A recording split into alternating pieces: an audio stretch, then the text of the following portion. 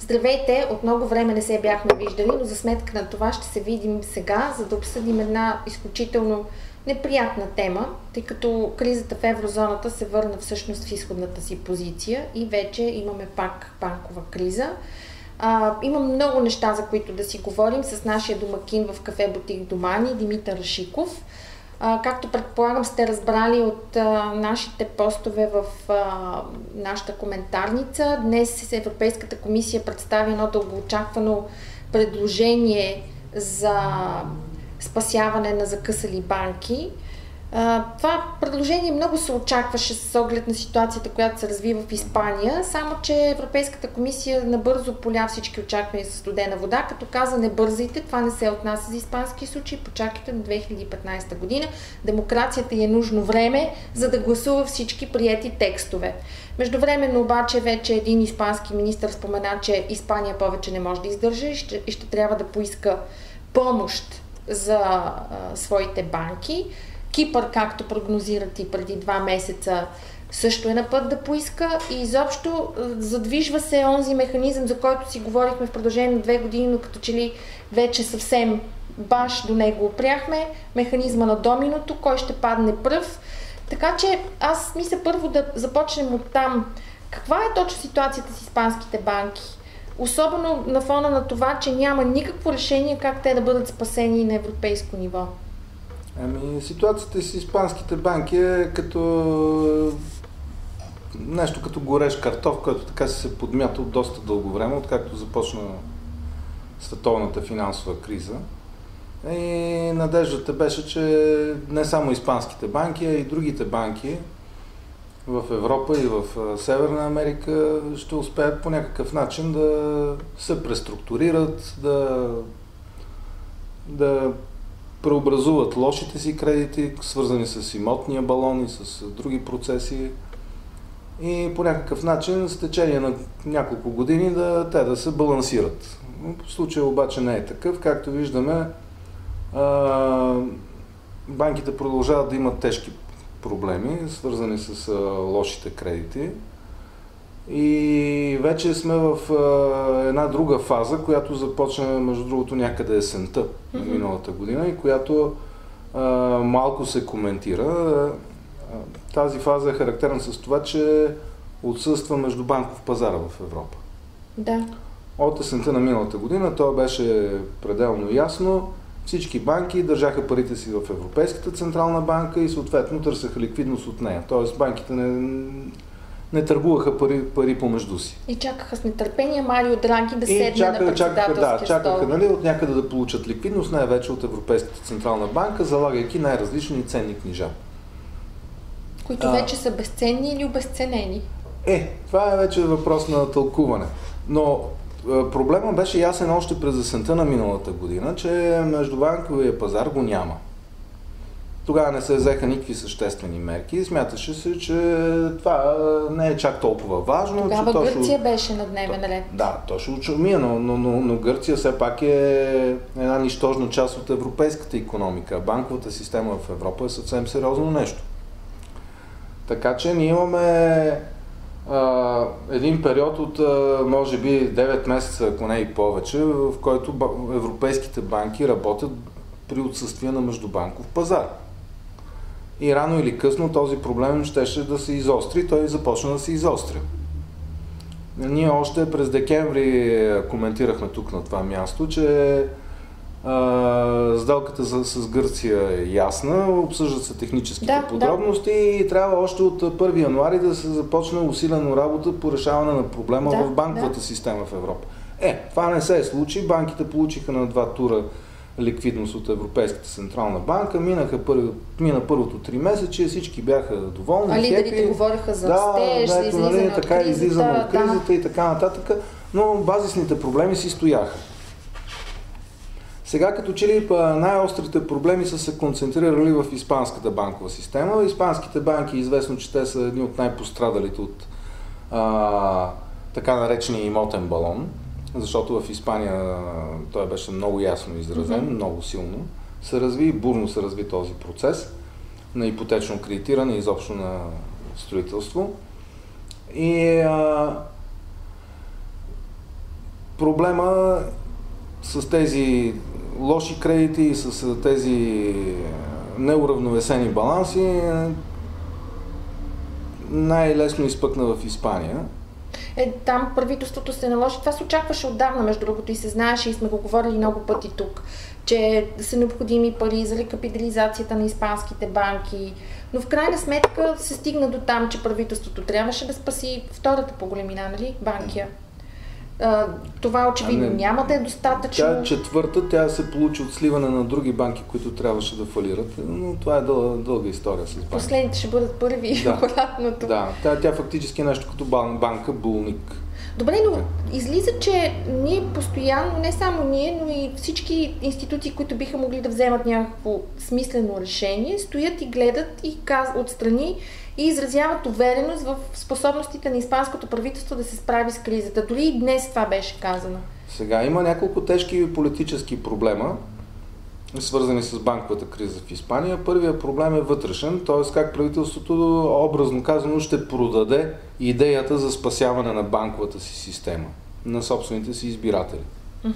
Нали, все пак това правителство беше избрано преди около 6 месеца, не ме лъжи паметта. Съвсем прясно е. И вие на 6-тия месец трябва да обясните на хората как банковата система трябва да се спасява отвън. Като до преди няколко дена имаше бодри изявления, че Испания сама ще се справи с проблема. Между другото, в Испания текат в момента 3 вида одит. Единият одит е финансов и той в петък ще бъде представен на борда на Международния валутен фонд и дай Боже понеделник да видим текста на този финансов одит. Айде да го наречем с българската дума ревизия. На състоянието на финансите в Испания. Той ще покаже държавните финанси, ще покаже дълга и много други неща. И ще покаже всъщност може ли Испания сама да се справи. Това е нещо като моментна снимка на финансовото състояние на Испания. И паралелно текат 2 други одита, които вече са специално поръчани за оценка състоянието на испанските банки. Те ще бъдат готови приблизително след около 2 седмици. Тогава ще се види реалното състояние на банковата система. И в момента Испания е в много такава неудобна позиция, защото тя от една страна вижда тежкото състояние на банките, от друга страна още чака да получи тези одити и да види какъв е техният резултат. И едва на базата на тези одити да предприеме конкретни стъпки или да поиска реално помощ, официално. Има и един външно-политически момент и той е свързан с това, че Испания трябва да създаде, ако иска външна помощ за своите банки, тя трябва да създаде един много тежък прецедент и това е да се променят правилата, които касаят новосъздадените фондове. Постоянния спасителен фонд. И другия спасителен. И временния. Да. Така че те да могат директно да финансират банките. Това е големия въпрос, за който и ирландският премиер Енда Кени настояваше.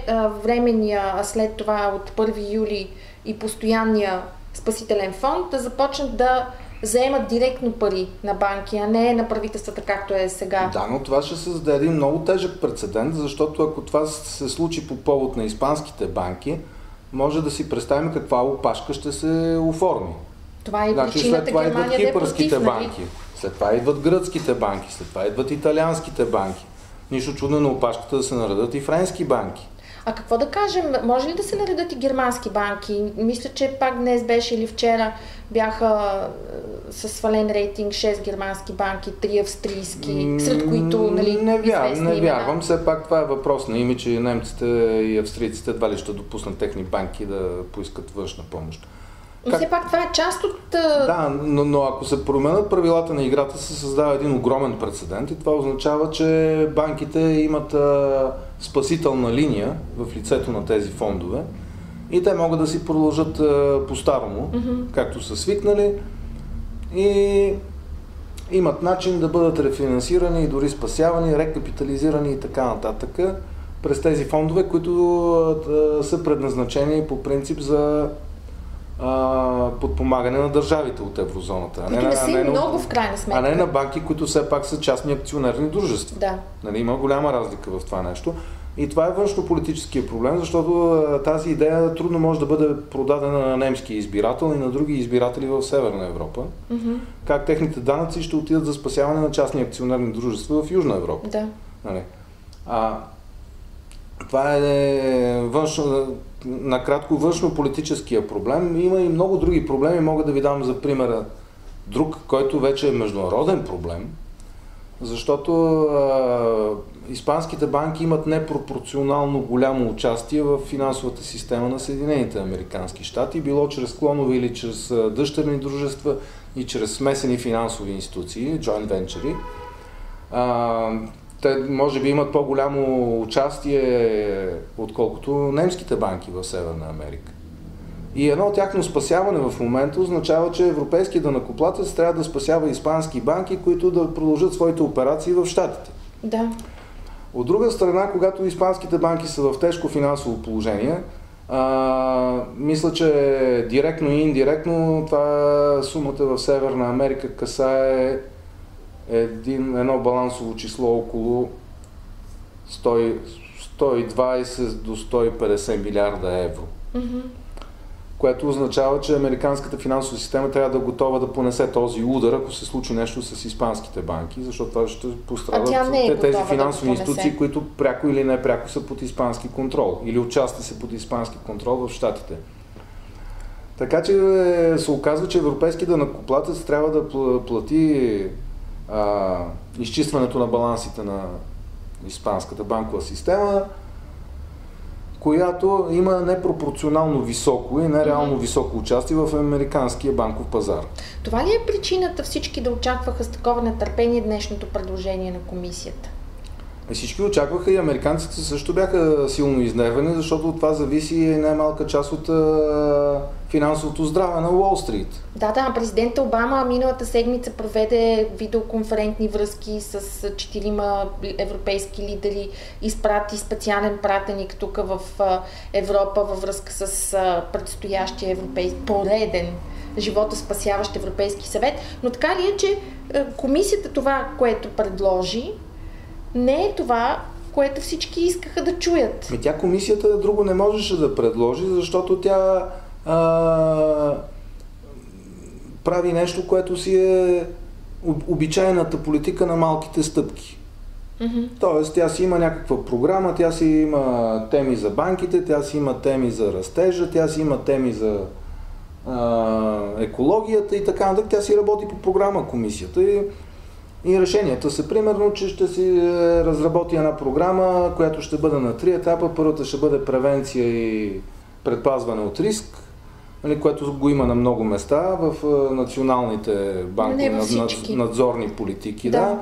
Второто, което е повлияно от американските събития от началото на кризата, е, че всяка банка трябва да си напише така нареченото живо завещание. Тоест, ако тя реално прекрати или трябва да се...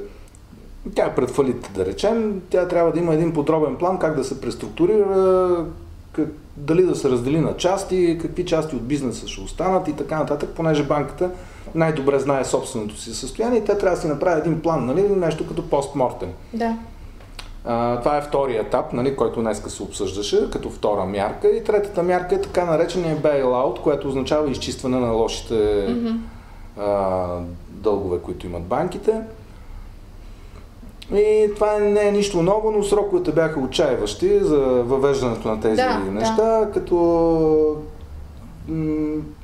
се предвижда те да започнат да работят от 31 декември 2014, което е твърде късно, а пък за третата стъпка за изчистване на балансите, мисля, че беше 1 януари 2018, което е нещо като научна фантастика.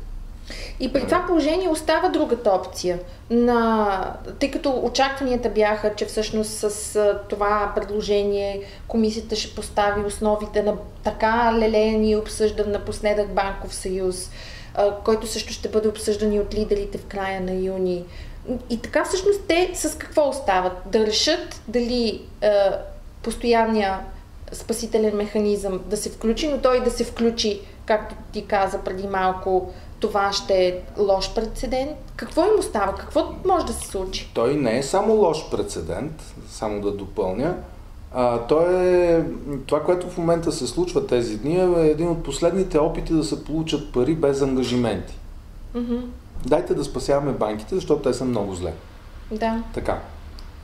Съответно, в цялата история на финансовите кризи до момента, включително и последната, когато се спасява една финансова институция, се поставят редица условия. Този, който дава парите, той има определени условия.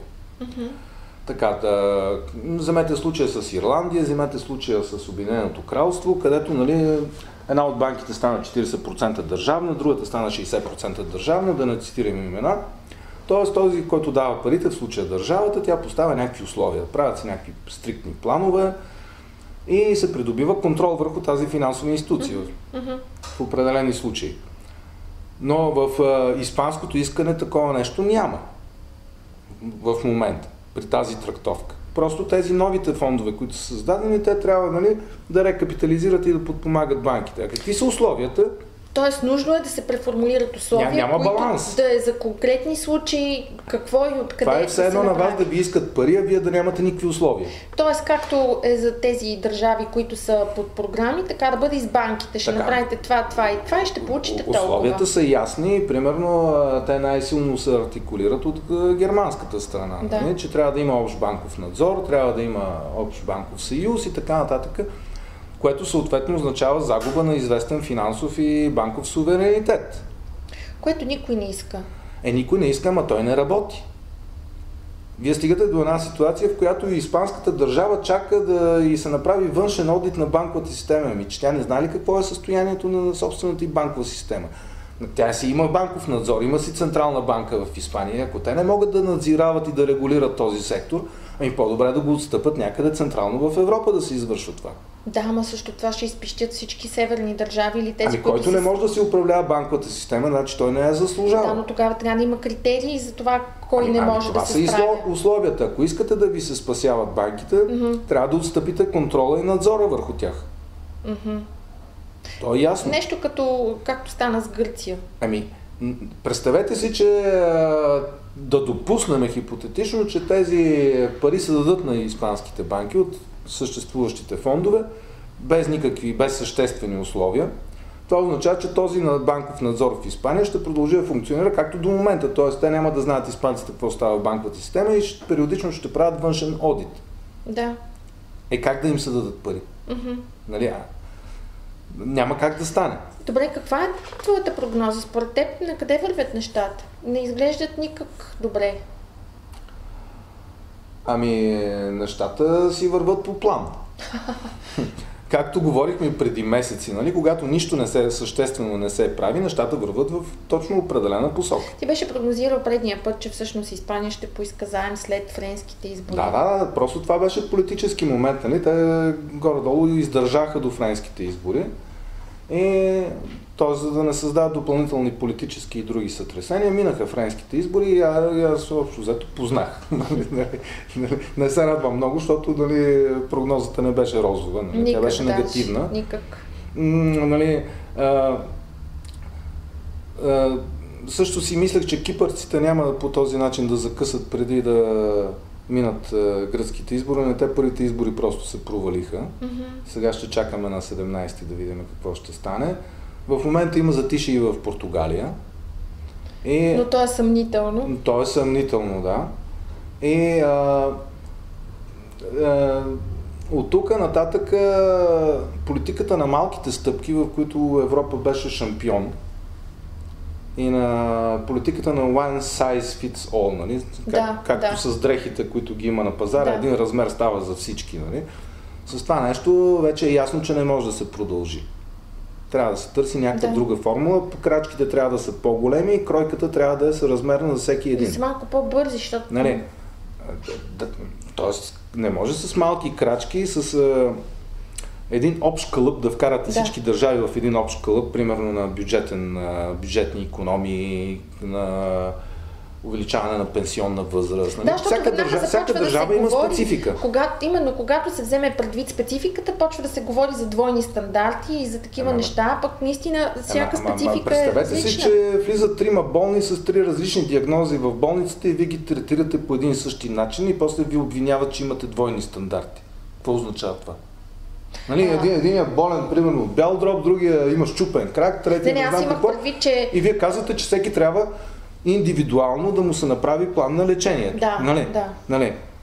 И когато декларирате това нещо и вие отидете при лекаря и му казвате какви са тия двойни стандарти. Да, именно. Нали? Всичките ще ги лекувате по един и същи начин. Завивате ги в мокър чаршаф и чакате да видите каквото стане. Нали? Така. Така че трябва мерките да са по кройката на всеки един от участниците в еврозоната. Те се опитаха това да правят с процедурата за дисбалансите.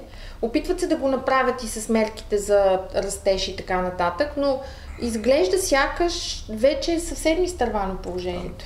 Ама човек не е нужно да е оксфордски или яди какъв си професор, за да види, че в Гърция кризата беше фискална.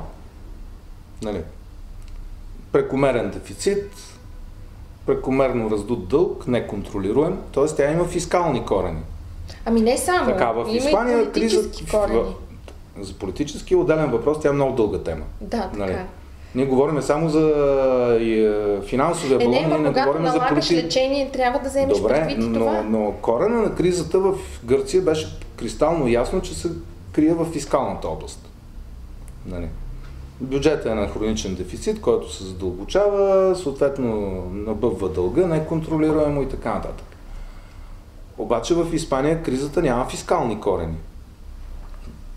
Все още, дори в момента, вече почва да се проявява, но това вече е вторичен белег. В Испания корена на кризата беше в банковата система, която имаше прекомерно раздути баланси, прекомерно голям леверидж и прекалено голям брой, относително тегло, огромно, на трудносъбираеми и съмнителни кредити, свързани с строителния балон и с много други неща. Така че вие не можете да третирате Гърция и Испания с едни и същи лекарства. Нали? След като генезиса, корена на проблема е тотално различен. А пък Ирландия е съвсем трета вселена. Ирландия има трета диагноза. Нали? Да. И пак ви казвам, не е необходимо да сте професор по икономика, за да го видите това нещо. Нали? Но като цяло всичко се дължи на голямата взаимосвързаност. И може би това подвежда към общи решения. Сега трябва да се види какво се вижда на повърхността, нали? И какво има под повърхността като проблем. Нали? В крайна сметка всички проблеми цъфнаха като проблеми на бюджета, проблеми на дефицита, да, това проблеми на дълга. Нали? За това но когато това се случи, това е все едно, когато човек дигне температура. Значи човек може да дигне температура вследствие на множество заболявания. Да. Нали? И вие е много повърхностно да смятате, че трябва да се борите да смъкнете тази температура в нормални граници. Това се прави, нали? Докато се стигнат нещата но причините за тази висока температура са различни. Да. И те в различните страни са различни. Да дължат се на различни заболявания, наобщо казано да го кажем. Нали? И то лесно се вижда. Нали? В Италия основният корен на проблемите беше съществено изоставане в производителността. Значи Италия нямаше нито сериозни бюджетни и фискални проблеми. Италия нямаше сериозни банкови проблеми. Ама тя е с голям дълг, Италия. Италия винаги е била с голям дълг. Това трябва да се знае. Италия традиционно си има малко по-висок дълг, отколкото другите. Тя има за някой, исторически това като с кръвното, има хора с малко по-висок. Да, тя си е малко хипертоник в това отношение. Да. Италия е имала в предишни периоди много по-голям дълг от сегашния. Така е, но Италия е имала друго ниво и друга динамика на конкурентоспособността и индустриалното производство, което в момента и липсва. Да, но в момент на инвеститорско недоверие, този голям дълг се превръща в проблем. Нали? Ама той започва да се превръща в проблем, защото вие виждате една обща монетарна зона, каквато е еврозоната, която подхожда с едни и същи рецепти към различни болници. Нали? И всички тези инвеститори, те обикновено правят доста сериозни проучвания и изследвания, когато инвестират и когато подхождат с инвестиционни намерения. Нали? И те, когато видят, че тази зона се менажира по един такъв неадекватен начин, те съответно се и притесняват и виждат по-голям риск. Добре, ти като си говорихме в началото на годината за това, че трябва да се направи нещо за банките и то незабавно, да започнат наистина от първия работен ден. След като това не стана и след като стигнахме до тази ситуация, какво може да се направи и изобщо избегваема ли е тази ситуация, защото ето вече пак започнаха, всичко се преповтаря, но може би с доста по-страшна сила от октомври миналата година да се предрича колко време остава на еврозоната, на еврото изобщо 2 месеца, 3 месеца. Ти как ги виждаш нещата според теб? Виждам ги еволюционно. Значи, както говорихме, само да го повторя за минута. Значи тръгваме от едни конкретни проблеми в отделните страни, които са най-остри, нали, най-значими. Както говорихме за Гърция, за Испания и така нататък. В един момент това всичко еволюира в фискална криза. Нали, гледат се вече големите дефицити, гледа се вече набъбването на дълга, падането на рейтингите и на банките в съответната страна и рейтинга на държавния дълг, качването на доходността по дълга, т.е. все по-трудното обслужване на този дълг. Това е следващата фаза на еволюцията. Mm-hmm. Нали, последващата фаза на еволюцията, която в момента те първа започва, е осъзнаването, че на практика има нещо като подобие на политически балон. Нали. Тоест, вие имате една политическа система, която вече е така, все повече хора и повече експерти започват да обхващат като балон. Така осъзнавате. Честно, започва малко да се притеснява от това говорене за политическата имате едно система. правителство в Испания, което е избрано преди 6 месеца и то на 6-тия месец иска външна помощ. Това означава, че то виси във въздуха. Да. То поради ред причини, може би не само вътрешни, то не е способно да се справя с менажирането на финансовата система, на бюджетната система и изобщо в управлението на страната, най-общо казано.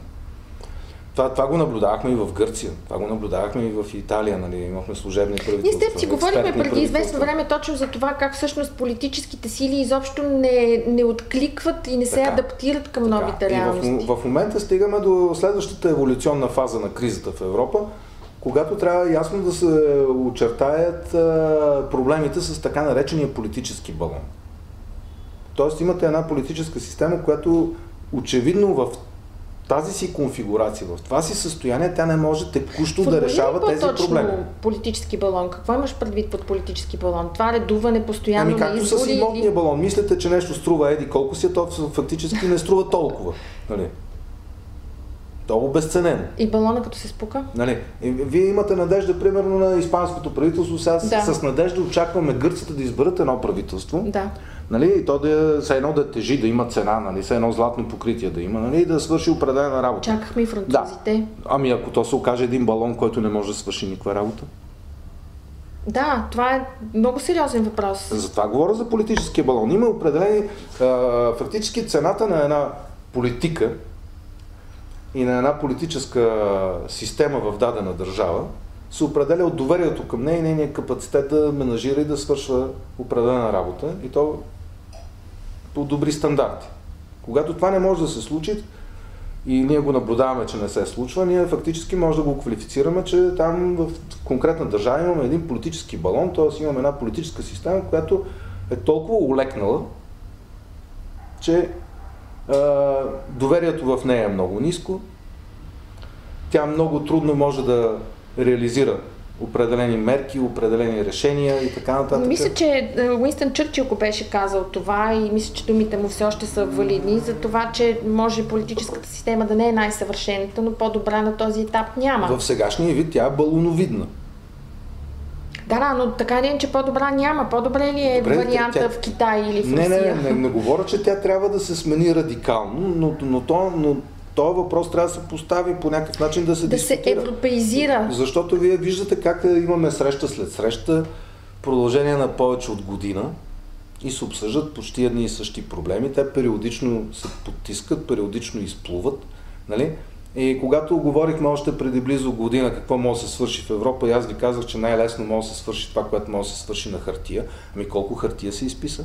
Жестоко. За една година. Да, много хартия се изписа по всякакви проблеми и всякакви проекти, планове и обсъждания и така. Ами ето само това предложение на комисията е 170. Тя хартията се трупа, нали, като планина и както виждате, ситуацията става все по-тежка и все по-тежка, нали? Процесите се задълбочават. Добре, явно наистина сме стигнали до някакъв такъв етап, в който много е трудно да се види напред. За мен лично, аз поне така си ги представям, а и все повече се говори за този вариант. Или вървим към свръхдържава, или кой откъде е. Ами ситуацията, има една така народна поговорка в България, куче пази джанка. Значи нито може да я яде, нито за нищо не му е тая джанка, но я пази. В момента всяка държава в Южна Европа си пази някакъв суверенитет, който тя не може да го усвои. Не може и не върши никаква работа. Иска си тотален суверенитет върху собствената си банкова система, въпреки че не може да се справи с нея. А в някои държави кучетата лаят, докато пазят. Националистите лаят, нали? Да. Така, има и други елементи, нали, които тези държави просто имат някаква представа за суверенитет върху нещо, което фактически те не могат да го усвоят. И то много отдавна не се простира само в границите, които те си мислят, което е също другия проблем. Разбира се. Обаче си го бранят. Защото това е съществен елемент от конструкцията на политическия балон. Нали? Политическия балон почива на някакви параметри на суверенитета. Примерно, вие ако нямате фискален суверенитет, тогава политическата система в дадена държава ще бъде коренно различна. И политическата борба ще бъде коренно различна, ако примерно вие не можете да правите каквото си искате в фискалната област. Хем можете, хем не можете, нали, до някъде. Така, нали, в крайна сметка, нали, една крайна идея за Европейско министерство на финансите. Нали? Да. Ако се направи, тогава ще се види реалното измерение на политическите балони в Южна Европа. И сега отново се залагат много високи очаквания за юнския съвет на лидерите. Ти споделяш ли ги тези очаквания или вече малко има изтощение от това? Както говорихме преди малко, нали, политиката на малките крачки и на общия кълъп. Тоест този път трябва да бъде тя не работи. Големия взрив. Тя не работи, трябва да се предприемат много сериозни и големи крачки. Ако няма голям взрив сега на 28 и 29 юни, мисля, че е съвета. Ако няма нещо, което да е радикално, за каквото ти говориш, какво може да се случи? И това означава, че същите проблеми трябва да се решават на един по-късен етап в много по-тежки условия. Колко по-тежки условия? Както виждате, трендът не е положителен. В момента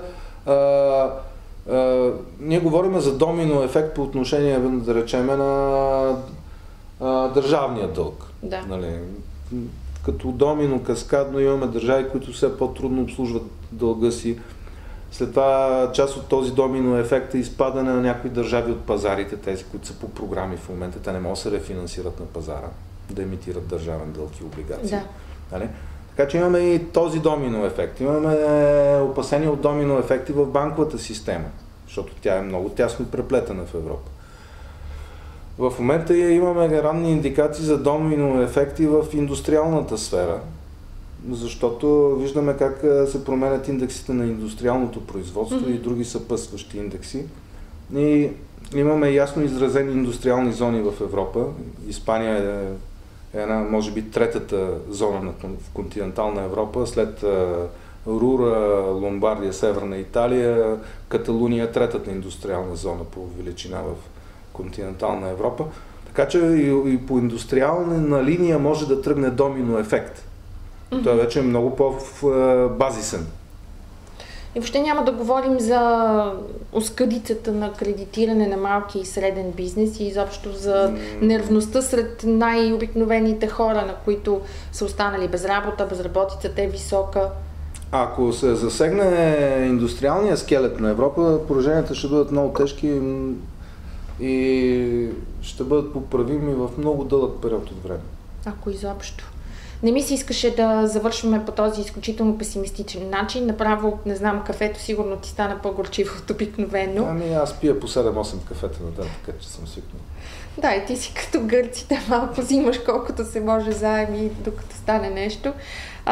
Не е смешно, наистина съвсем не са добри перспективите, но така или иначе не искам да засилваме прекалено много очакванията от Юнския съвет, но е факт, че и самите лидери си казват, че това е времето, в което трябва да се вземат много важни решения.